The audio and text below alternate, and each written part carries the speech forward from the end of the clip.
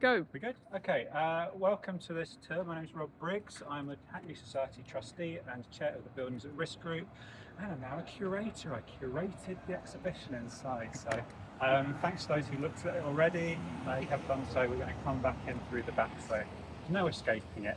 I thought I'd do this tour around the outside of the baths, but not just around the building, kind of just taking a little bit to the neighbourhood as well, because that way you kind of situate the baths within kind of Haggerston, or this part of Haggerston itself. And so what we're going to do is not go towards the baths now, but walk away from it to start with. It's for three reasons. I'm going to tell you two of those a little bit. Firstly, it's my favourite fact about Haggerston Baths, the fact that it was built 18 inches or 46 centimetres too far to the south, which is why the pavement's actually quite narrow. If you ever walked down the pavement here and felt, oh, this is a bit of a squeeze, it's because of the thought of the structural engineers, whoever laid the foundations, laid it out all wrong. The baths was built at the start of the 20th century by the Metropolitan Borough of Shoreditch, but the street Whiston Road was owned by London County Council. And as you imagine, London County Council weren't all that impressed by the fact that 18 inches of their land had been built upon. So that started a beef between the Metropolitan Borough of Shoreditch and the LCC that lasted for over a decade after the opening of the baths in 1904, and in fact was only really curtailed by the First World War in 1914, kind of refocusing people's minds on slightly bigger issues. So someone asked me earlier, is it resolved? I'm like, I don't know, but I'm assuming they just kind of forgot about it or just shook on it and was like, there's bigger things afoot. Okay, so we're going to walk. Many of you who have been to this part of Hackney before will know this used to be the site of the Acorn pub and existed for many, many years. It was only kind of in the latter part of its life that people realised just how old it was. Apparently built in 1839. It shut its doors in 2016, having been acquired by a developer who then put an application to demolish the building, and that was duly approved. And so in 2021, I think sort of February, March time, the Acorn came down. And the reason I mention the Acorn is that it really was, along with the baths, only one of only two historic buildings surviving in this part of Haggerston. And so the baths is therefore the last survivor, the last building standing of kind of Haggerston, even 100 years ago. So much has changed around you since the 1920s, and even later than that. Really it was the Second World War that sort of brought about the substantial change to all that you see around you. So looking down Whiston Road, you can see it's kind of, I'd say it's quite a sort of choppy look to it, sort of different buildings of different heights, sizes, and to an extent dates as well. Up until the 1950s, what you would see would have been terraced houses, and the baths sort of just built into those terraces. There was some wartime bomb damage. 1941 was really when Haggerston was hit hardest, and a lot of houses on the south side of Whiston Road were destroyed then. And also buildings over towards the canal, sort of industrial wharf buildings, similarly kind of suffered at that point. In between, some damage, not so much. The roof of the baths was struck, and so there was a sort of lantern, nice ornate lantern on top of the middle of the ridge of the pool hall. That was just damaged to the extent it was removed and never replaced. But it's also why you see the kind of very ornate south front of the building looking all fancy and Edwardian, whereas the side is just a kind of right old mishmash of fairly utilitarian brickwork. Because it would never have been seen, as the buildings that existed there were completely blocked the view of it. That's probably all about to say regarding the baths, so we'll head down and then look at the front of the building itself now. We can agree that certainly the sides we've seen of it so far, this is the finest of the four faces in the building, and indeed it was the main elevation and the main entrance, the original entrance to the baths. A lot of details here. We're going to go top to bottom building, but first of all, to introduce you to its architect, Alfred W.S. Cross, who was something of an expert in designing bathhouses in the sort of late 19th and early 20th centuries. When I say bathhouses, and sort of you often see references to baths, because this wasn't just built as a swimming pool, but also as a public bathhouse. At the time of its construction, about 1 in 20 houses in the Metropolitan Borough of Shoreditch, as then was, actually had bathrooms. So 19 out of 20 residences had no indoor bathroom bathing facilities. And so you might imagine that was had hygiene issues, there have been cholera outbreaks and so forth, affecting Haggerston not so many years beforehand. And so the then Metropolitan Borough of Shoreditch resolved to build 2 bathhouses, the first on Pitfield Street in Hoxton and the second one here. And in fact, it was the sort of bathing facilities that were more important to Haggerston Baths, because this is a very poor area at the time of its construction, and therefore it was felt that having more than one swimming pool was unnecessary. Kind of the fashion at the time was to have 2, maybe even 3 swimming pools, sometimes divided male and female, sometimes by different class, and here there was just one, because there's felt to be so much of a need for people to have baths and be able to wash themselves, as well as laundry facilities as well, as you'll see where they stood later on. So you're all architectural aficionados, I know, so you've spotted this is in a neo-Renaissance, Queen Anne style, the design. But it also features some quite nice little elements, and sort of stopped you here just before the true front of the building.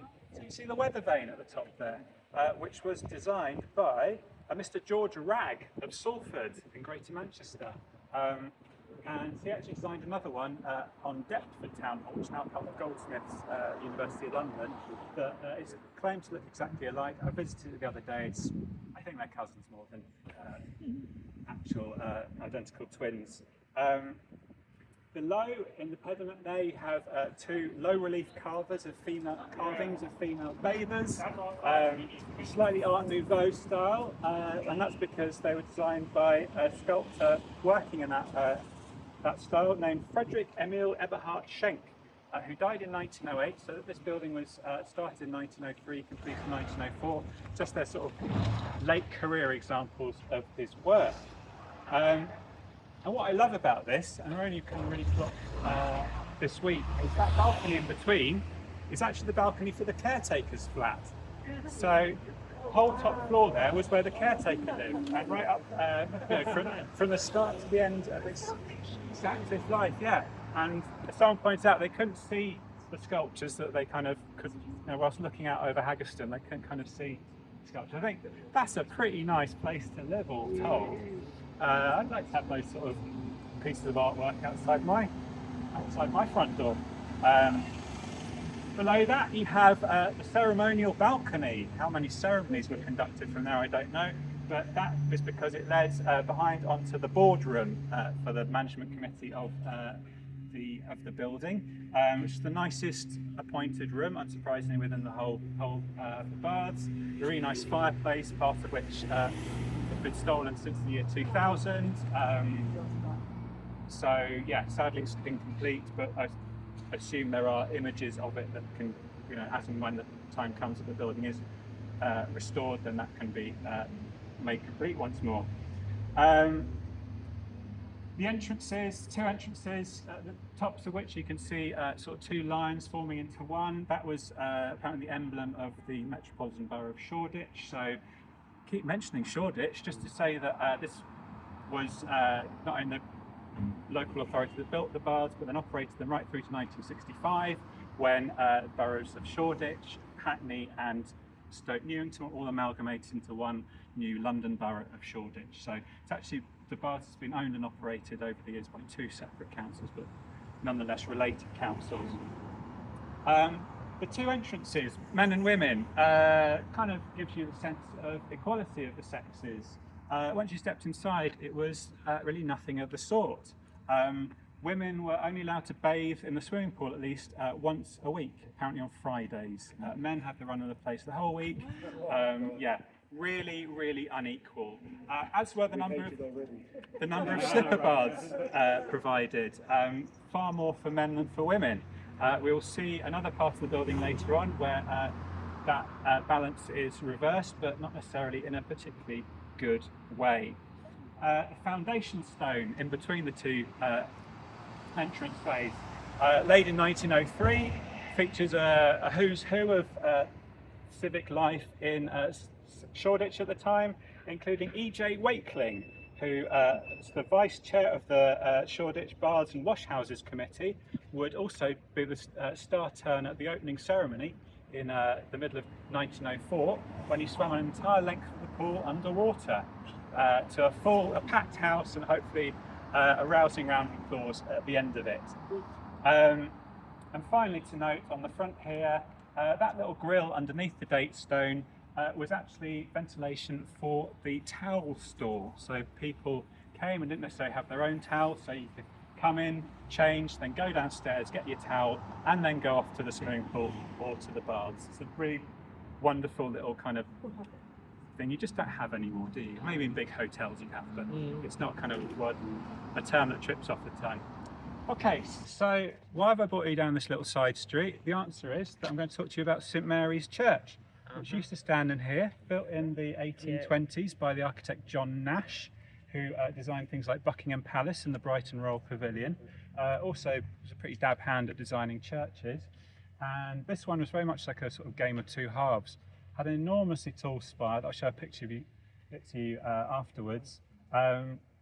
In really nice stone, which apparently came from Wanstead House, like further east in London. It was demolished and there was just a lot of free stone going spare. So they were like, yep, Nash said I'll have that. And he designed this incredible steeple and frontage. Behind there was basically just a brick box, really kind of utilitarian and undemonstrative. A later 19th century vicar sort of made some embellishments to it. Basically that remained until 1941, when, as I mentioned earlier, during the Blitz, Haggerston was really clobbered, and direct hits on the church, damaging it to the extent that it couldn't be rebuilt. The site was quickly cleared, and when the St Mary's estate was developed, keeping the name of course, it was turned over to being the playground and park that you see today. One thing to add is the plane trees, I think, probably date from the time of the church, so they look sort of really substantial and historic, and that's the reason why. And sort of a broader point to make about this, we've seen the pub that's already been lost, and we've seen now the church. Not kind of making out Haggerston to be a village as such, it was very much a suburb, sort of quick, probably was a sort of small hamlet surrounded by fields, but swallowed up by Shoreditch and London in the middle of the 19th century. But sort of the institutional, for want of a better word, landscape of Haggerston has, over the course of the 20th century, declined in some respects. It lost its church and latterly its pub. It's changed in a way. We've got the community halls that dot the area. The park was created after the war as well. So things have changed, but Haggerston sort of lacks a physical heart, at least this side of the canal. And it's not because it never existed, it's just because events have happened, and history has happened, and as a result the Baths is really sort of the last institutional building standing within this part of the neighbourhood. East-west side of the building, and again you've got a very blank looking wall. Most of that is from the early 20th century, and again it's because there were buildings, houses and so forth built right up against it, even after the war. I think back where we stood, at least in the 1950s, was a pub, which seems to have made the migration from the other end of what's now Swimmers Lane down here at some point in the decade after the Second World War. This in front of you is the new entrance. A lot of work was done on the Baths in the 1960s, and that included forming a new entrance. So rather than going from the narrow pavement off of Whiston Road, you had a much bigger single entrance way from the side, and that led through into reception area. What that did was take out all the men's slipper baths, so the baths that men would have used to wash themselves, which had existed there since the start of the baths' operational life. They were all removed, and beyond, a new what they called changing village was created to cater for particularly the swimming pool, but also the other facilities that remained within the building. Let's have a little look. The chimney is an original feature, and I mentioned to you Alfred Cross, the architect. Shoreditch as a borough was a pioneer of electricity and the sort of public generation of electricity. More light, more power was their motto. And Alfred Cross, on the other hand, loved coal. And apparently there's quite the back and forth between them about whether the heating of the baths was going to be provided by coal power or by electric power. Cross won out, so huge great boilers, Lancaster boilers were installed in the basement. Coal was fed in through a chute at the front of the building. Apparently a conveyor belt fed through to the boilers towards the rear. 3 boilers, I believe, and of course the acrid black smoke would have come out through the chimney there. The boilers operate until 1961, so as part of that recreation of the whole baths, really, certainly this side of the building, they ceased to be used, and yeah, have never been touched since. They're all still down there, heavily corroded states, but yeah, still in existence, and actually quite interesting sort of a heritage perspective for that. Most of the time they are just removed and replaced with something more modern. Okay, we're going to go up to the end of Swimmers Lane. So in the 1980s, where we're standing, which is now Swimmers Lane, it didn't exist. We used to come across the road. I used to eat chips here with other children. I was younger. It had a slide, one swing. That's all I remember in this park. But loads of us used to flock here around 12, 1 o'clock, and it was a park. So you'd have the baths, you'd go swimming, and you'd get some chips, and you'd come and chill out here. It was really nice. And I remember sauna and nights we had like there was a Thursday night, we'd have sauna. There was a sauna up there. I was a child, wasn't supposed to go in, but me being inquisitive, went in there and I saw a sauna. It was really nice. Sauna, keep fit. It was nice at the top floor of this bath. And the keeper, the person that kept it, had a nice room. He was very comfortable and happy. I remember security at the front entrance. It was really nice. I just remember the park here. It's another 20th century, well, mid 20th century bit of the building, probably built in the very end of the 40s, start of the 1950s. It housed the laundry facilities for the neighbourhood. And I've spoken to people who remember them still going like right through towards the end of the baths' lives. Apparently really huge machines in there, like really loud, really hot and stuff. Built on the site of more houses. Baths is now kind of essentially a square, so at least a rectangle, 4 sides to it, but actually it kind of formed from a much more irregular site, and so this kind of filled it out when it was constructed. The other thing to say is about the Bridge Academy behind, and not the only time that an attempt was made to restore the baths by tying it to a new development in the immediate area. I think with the Haggerston West estate as well. Both times, certainly councillors and others were sort of negotiating to try and piggyback one upon the other.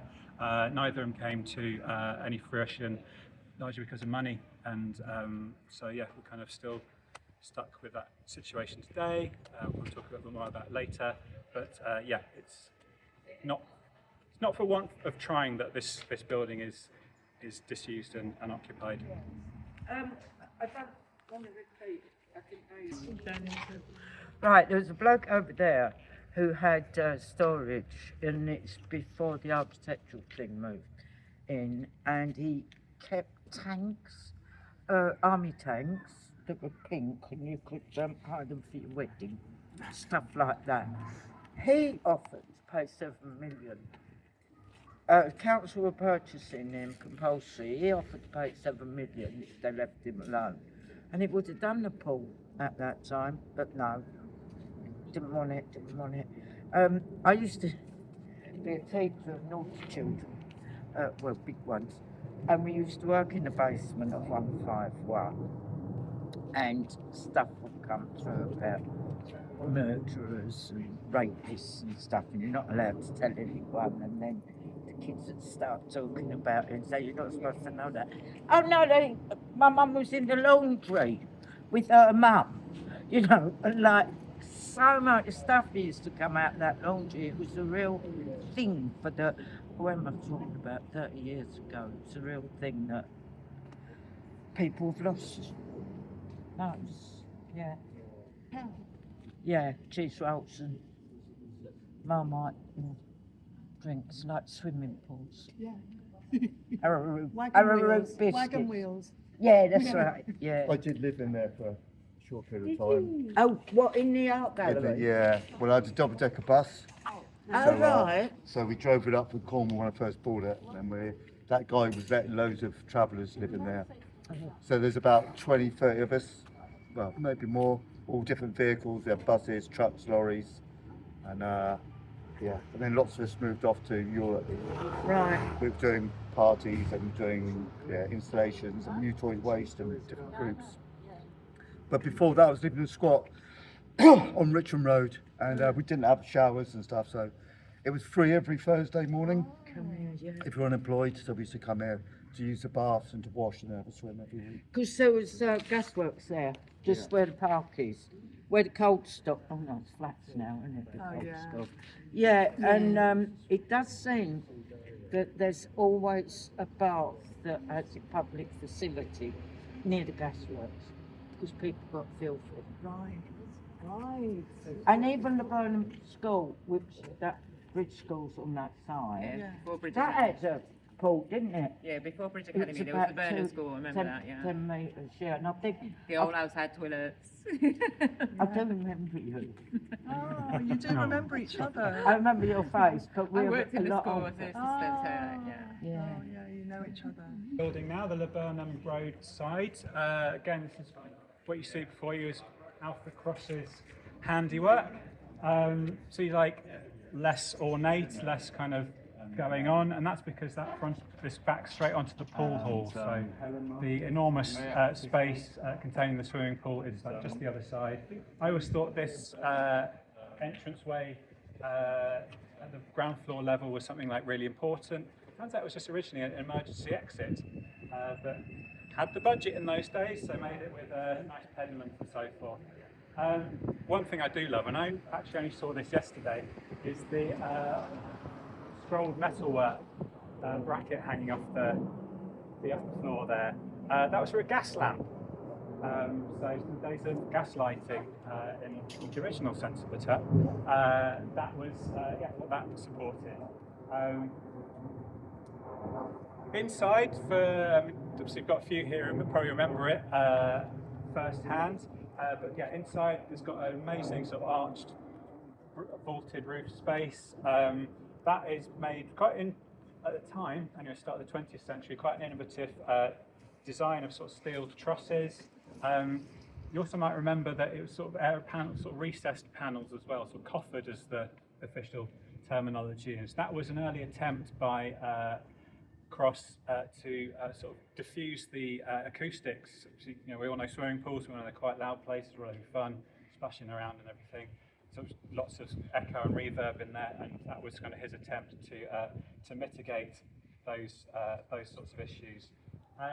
You'll see some glazed bricks at the ground floor level on the front. There's more inside. They're made by Fernley and Co. of Leeds, so just like the weather vane stuff coming not just from London, from all over England.